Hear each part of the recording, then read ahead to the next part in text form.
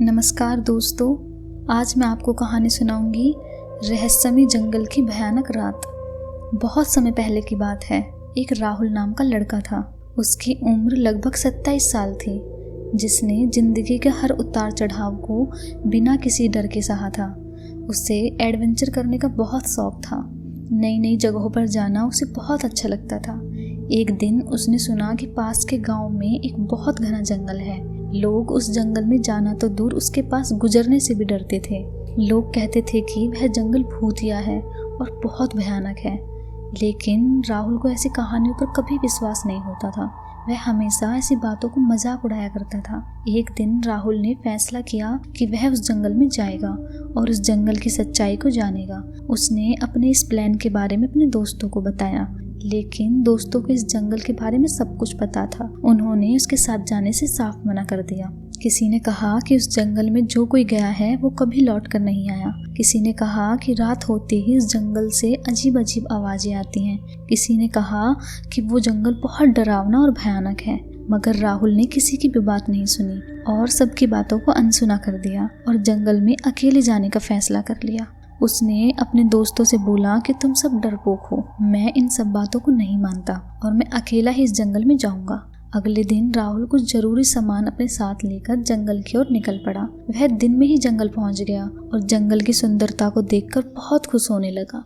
चारों तरफ हरियाली ही हरियाली थी, जिसे देखकर उसे बहुत सुकून मिल रहा था। पक्षियों की चहचहाहट और ठंडी हवाएं उसे बहुत अच्छी लग रही थी। उसने सोचा, गांव वाले पागल हैं जो इस अफवाह को फैलाते हैं। यह जंगल तो बहुत खूबसूरत है। जंगल के अंदर जाते जाते उसे समय का अंदाजा ही नहीं रहा और देखते ही देखते शाम हो गई। अंधेरा छाने लगा और जंगल की सुंदरता धीरे धीरे डरावनी होने लगी। हरियाली की जगह चारों तरफ अंधेरा छा गया। ठंडी हवाओं का बहाव बहुत तेज हो गया। पक्षियों की चहचहाहट भी बंद हो गई और एक अजीब सा सन्नाटा जंगल में छा गया। राहुल ने अपने कदमों को तेज करने की कोशिश की, लेकिन वह खुद को काली गहराई में जाता महसूस करने लगा। उसने सोचा कि अब उसे वापस लौट जाना चाहिए, लेकिन जिस रास्ते से वह आया था वो रास्ता उसे नजर ही नहीं आ रहा था। घने पेड़ और शाखाओं ने रास्ते को ढक लिया था। राहुल ने अपनी जेब से टॉर्च निकाली और रास्ता तलाश करने लगा, लेकिन चारों तरफ सिर्फ अंधेरा ही अंधेरा और पेड़ों के साए और धुंधली परछाइयां ही दिखाई दे रही थी। तभी उसे एक अजीब सी आवाज सुनाई दी। वह किसी के हंसने की आवाज थी, लेकिन वह हंसी किसी इंसान की नहीं लग रही थी। वह आवाज बहुत डरावनी और बहुत भयानक थी। उसे बहुत डर लगने लगा और गांव वालों की बातें उसे याद आने लगी। राहुल ने सोचा कि उसकी दिमागी हालत बिगड़ रही है और वह अपनी कल्पनाओं की वजह से ऐसी आवाजें सुन रहा है। लेकिन तभी उसे फिर वही आवाज सुनाई दी। उसे ऐसा लग रहा था जैसे वो आवाज मेरे और ज्यादा करीब आ रही है। अचानक उसे ऐसा महसूस हुआ जैसे कोई उसके पीछे खड़ा है। उसने मुड़कर देखा, लेकिन वहाँ कोई नहीं था। उसके दिल की धड़कनें बहुत तेज होने लगी। अब उसका सारा आत्मविश्वास अब डर में बदल चुका था।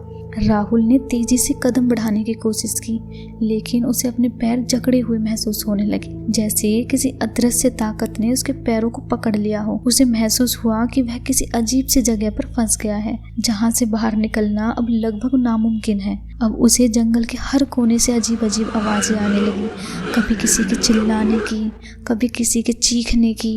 वह बेहद घबरा चुका था। उसने मदद के लिए चिल्लाने की कोशिश की, लेकिन उसकी आवाज गले में ही अटक गई। तभी अचानक उसे एक परछाई दिखी जो धीरे धीरे उसके पास आ रही थी। तभी पूरे जंगल में एक अजीब सी बदबू आने लगी।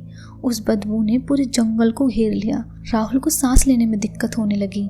तभी अचानक उसे एक परछाई दिखी जो धीरे धीरे उसके पास आ रही थी। वह परछाई किसी इंसान की नहीं थी, वह कुछ अजीब सा ही था। उसकी आकृति धुंधली थी, लेकिन उसमें से एक अजीब सी डरावनी ऊर्जा आ रही थी। राहुल उस डरावने साए से घबरा गया और भागने की कोशिश करने लगा, पर उसे कोई रास्ता नहीं मिल रहा था। आखिरकार घंटों की मशक्कत के बाद राहुल को बाहर निकलने का रास्ता मिल गया। वह भागता भागता एक सड़क के किनारे पहुंच गया। सड़क बहुत सुनसान और खौफनाक थी। वह बहुत थका हुआ था। अचानक से उसे उस सुनसान सड़क पर एक रोशनी आती हुई नजर पड़ी। वह रोशनी एक कार की थी। राहुल ने भागकर उस कार को रोका, जिसमें एक आदमी बैठा हुआ था। उस आदमी ने राहुल को अपनी कार में बिठा लिया। राहुल ने कार में बैठकर एक सुकून की सांस ली उस आदमी ने राहुल को पानी पिलाया और पूछा कि तुम बहुत घबराए हुए हो, क्या हुआ, मैं तुम्हें कहीं छोड़ दूं? राहुल ने घबराते हुए कहा, मुझे इस जगह से दूर ले चलो। उसने कार को आगे बढ़ाया। कार अपनी रफ्तार से चल रही थी। ड्राइवर ने उसे कहा कि तुम यहाँ कैसे आए, तुम्हारा घर कहाँ है? राहुल उसकी बातों पर ज़्यादा ध्यान नहीं दे रहा था क्योंकि वह बहुत घबराया हुआ था। अचानक से राहुल को वही गंदी बदबू का एहसास हुआ जो उसे जंगल में आ रही थी। तभी राहुल ने ड्राइवर को देखा जिसके चेहरे पर एक डरावनी मुस्कान थी और वो राहुल से बोला, इस जंगल से कभी कोई लौट कर नहीं आया, इसलिए तुम भी कभी नहीं आ सकते। फिर ड्राइवर जोर जोर से हंसने लगा। राहुल डर के कारण बेहोश हो गया। जैसे ही उसकी आंख खुली तो उसने अपने आप को जंगल में पाया। राहुल का शरीर कांपने लगा।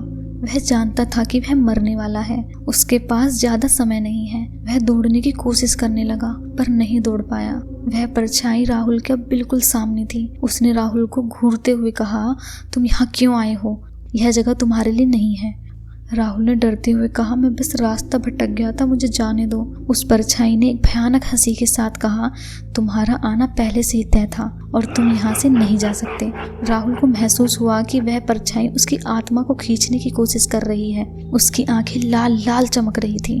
उसने अपने हाथ मेरी तरफ बढ़ाए। मैं भाग भी नहीं पा रहा था क्योंकि मेरे पैर काम ही नहीं कर रहे थे। उसे ऐसा महसूस होने लगा जैसे उसके शरीर से सारी ताकत छीन ली हो। उसने राहुल के मुंह पर अपने हाथ रखे और एकदम से उसकी आत्मा को खींच लिया। राहुल ने आखिरी चीख मारी और फिर वह जमीन पर गिर पड़ा। उसकी आंखें खुली थी लेकिन उनमें अब कोई जीवन नहीं था। उसकी आत्मा उस जंगल में कहीं खो चुकी थी और वह प्राणी उसकी आत्मा को अपने साथ लेकर चला गया था। लेकिन कहानी यहीं खत्म नहीं होती। राहुल का मृत शरीर अगले दिन जंगल से मिला, लेकिन उसके साथ जो कुछ हुआ था कोई नहीं जान सका। उसके घर वाले और दोस्त बहुत दुखी थे। राहुल के शव को घर लाया गया और उसके घर में एक अजीब सी बेचैनी छा गई। राहुल की मौत के साथ साथ उस भयानक प्राणी ने भी राहुल के घर को अपना नया ठिकाना बना लिया। अब हर रात उसके घर से अजीब अजीब आवाजें आने लगी। राहुल की आत्मा अब हमेशा के लिए उस प्राणी के कब्जे में थी। राहुल का परिवार उस डरावनी सच्चाई से अनजान था कि उसके घर में कोई और भी है जो कभी नहीं जाएगा। कैसी लगी आपको कहानी, कमेंट करके बताना। अगर आपको मेरे द्वारा सुनाई गई कहानियाँ अच्छी लगती हैं तो मेरे चैनल को लाइक और सब्सक्राइब करिए।